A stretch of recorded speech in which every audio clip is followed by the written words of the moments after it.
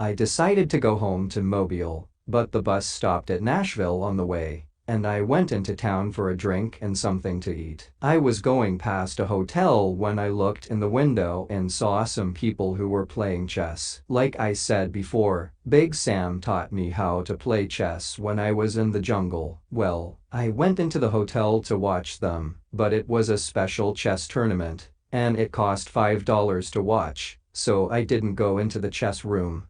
I was just walking out again when I saw a little old man who was playing chess with himself at a table near the door. I had another hour before I had to catch the bus again, so I went across and watched him. Then I said, "If you make that move, you'll lose your queen." He didn't look up, but after a minute, he said, "Perhaps you're right."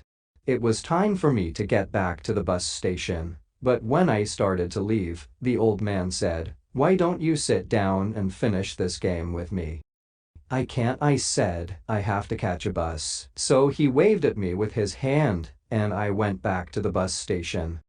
But I missed the bus that evening, and there wasn't another one until the next day. So I walked back to the hotel, and there was the little old man, still playing against himself. He looked up and saw me and told me to sit down. "It took me an hour to win that chess game." "Just who are you?" he said after the game. "Forrest Gump," I said. "Where did you learn to play chess?" he asked. "In the jungle," I told him. He looked surprised. "Aren't you in the tournament?" he asked. "No," I told him. "I'm going home, and I'm going to start a shrimp business."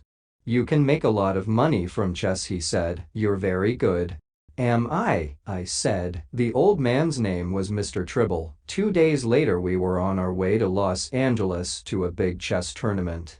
We were a day or two early for the tournament, and Mr. Tribble took me to see some people who were making a film. They make a lot of films in Los Angeles. We were watching a man who was crashing through a window in a film fight, when a man walked over to us. "Are you an actor?" he asked me. "Who, me?" I said. "We're here for the chess tournament," said Mr. Tribble. But the other man was looking at me. "You are a big, strong man, aren't you?" he said. "You're just what I need for a film that I'm making." "My name is Felder." "He has to play chess in a tournament tomorrow," said Mr. Tribble. "He hasn't got time to be an actor." "It won't take long," said Mr. Felder. So we went with Mr. Felder, and I found myself acting in a film about the jungle with Raquel Welch, the famous film star. "Is that really Raquel Welch?" I asked Mr. Felder. But things did not go well. Somehow, when I was helping Miss Welch to escape from the jungle, her dress came off, and I had to run into the trees to hide her. But who do you think we met there? Sue, the ape. He was in another film. The three of us ran out of there fast, and Miss Welch shouted and screamed. No, things didn't go very well. I wasn't an actor for very long. I think Mr. Tribble was secretly pleased. I was pleased because I was back with Sue again.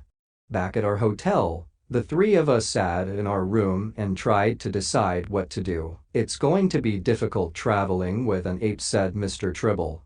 "He won't be any trouble, Mr. Tribble," I said, but Mr. Tribble seemed worried. Next day was the big chess tournament at the Beverly Hills Hotel. Mr. Tribble and I got there early, and I had to play chess all day. It took me about 7 minutes to win the first game, and half an hour to win the next. I played all that day, and the next, and suddenly I was in the final, playing with a Russian, Honest Ivan, the best player in the world. He was a big man with long black hair, and he didn't want to lose. It was a long game. Honest Ivan was good, very good. But just when Honest Ivan seemed to be winning, Sue ran across the room and jumped onto the chess table. Honest Ivan fell off his chair, and everybody started screaming and running everywhere. "Let's get out of here, Forrest," shouted Mr. Tribble. We got back to the hotel and hurried up to our room. "Forrest," said Mr. Tribble, "you're a wonderful chess player, but I never know what's going to happen next. Here's half of the money that you've won. It's almost $5,000. Take Sue back to Alabama with you and start your shrimp business." He shook my hand and gave me his address. "Write to me sometimes, Forrest. Good luck."